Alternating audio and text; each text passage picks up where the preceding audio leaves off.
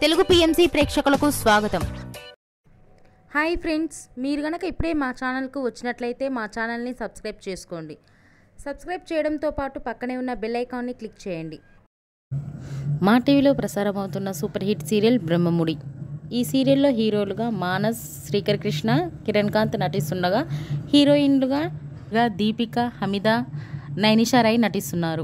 వీరితో పాటు ఈ సీరియల్లో రుద్రాణి క్యారెక్టర్లో షర్మిత నటిస్తున్నారు. తాజాగా షర్మిత వారి లేటెస్ట్ ఫొటోస్ని అభిమానులతో పంచుకుంది. ఆ ఫొటోస్ని మనం కూడా చూసేద్దాం.